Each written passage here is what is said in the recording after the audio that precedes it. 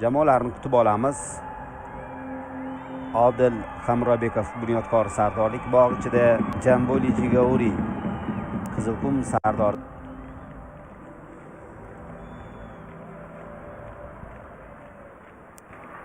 Rasul Yo'ldoshev, Odil Hamrobekov markazda. Yetakchilar Lazarovich jamoa bilan birga emas. Hozir esa mana bu zarba xavfli. To'p oyog'i tushib qolsa tepadi hozir. Xatoga yo'l qo'yishgan edi mana. Bo'shliq bor edi.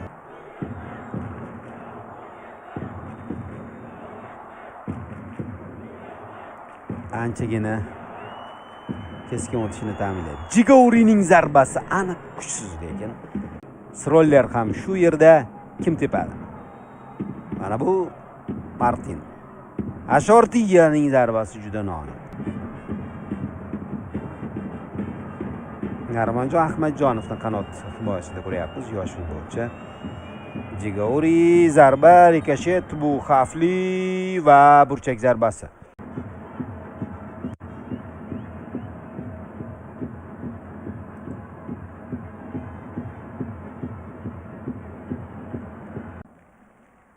Martin to'p unda zo'r o'tib ketdi. Sroller jarima maydonchasiga kirib borib zarba berdi. Yomon o'ylamagandi, faqat so'nggi zarba noaniqroq ketdi. Bizning o'yinda esa birinchi taym tugadi. 0-0.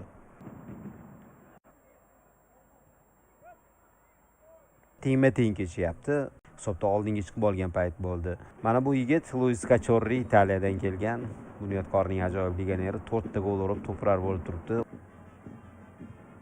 Ichkariga uzatma. Cachorrini munosib qo'riqlayapti himoyachilar hozircha. Hozir olisdan zarba. Ahmadjonov, Narmon darvozasidan zarba berib bordi. Bu futbolchilar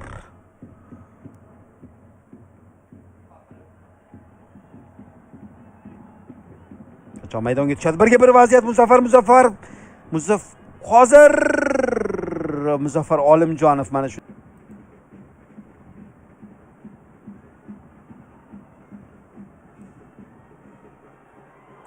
hozir qanday vaziyat bo'ldi do'stlar? Ajoyib. Temurxo'ja Abduxoliqovning boyagi hujumiga, mana bu zarbasiga boshqa rakursdan olingan takroriy lavha.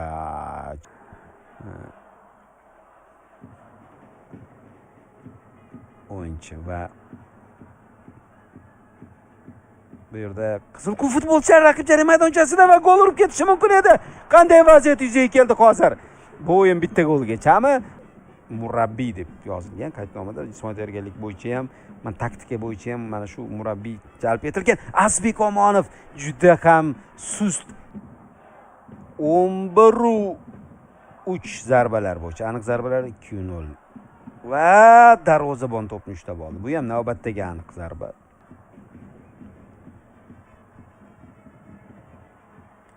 Darvozabon yaqin burchakni yaxshi yopdi hozir. Qizilqum o'yinchisi esa tibbiy yordamga muhtoj. Temurxo'janing xatti-harakatlari mana bu futbolchiga yoqmadi. Kumburovich Temurxo'jaga e'tirozlar bildirdi. Temurxo'ja esa qizil kartochka olib maydon tashqarisiga yo'l oladi. Mana shunday holat. Sariq ko'rsataman deb qizil ko'rsatib yubormagan bo'lsa kerak. Lutfullin Temurxo'jaga qizil ko'rsatdi hozir. Temurxo'ja faoliyatdagi eng omadsiz o'yinlardan birini o'tkazdi. Qizilqumning keyingi hujumi. Zarba. Xavfli yerga chap chiqib ketdi, tegmadi hech kimga. Yana toza 7 daqiqa to'p bilan 7-raqamli Bunyodkor vakili to'pni qanotga yetkazdi. Ahmadjonov ichkariga. Azizbek Omonov gol urishi mumkin edi, lekin uning zarbasi noaniq ketdi. Qisqa masofada kutilmaganda mana himoyachi xatoga yo'l qo'ydi. Jigauridan to'p bordi va to'pni o'ziga to'g'rilab olib darvoza tomon tepdi. Masofa qisqa edi, zo'r to'g'riladi. Faqat zarbaga aniqlik yetishmadi. Mashevich tushdi. bitta hujumchi almashtirildi. Qizilqumda standart burchak zarbasi Jamboli Jigauri va mana bu yerda zarba aniq ketdi jarima maydonchasi. Menimcha soatiga qarasa kerak, 97 daqiqa o'ynab bo'ldi jamoalar va Bunyodkorda imkoniyat, zarba aniq. Bu hal qiluvchi hujum edi. Hakam qo'yib berdi. Endi qushdak chalsa kerak. Namoyish etib bersa kerak bizga. Hamkasblarim mana final qushdagini chaldi. Rustam Lutfulin natija bilan qaytyapti.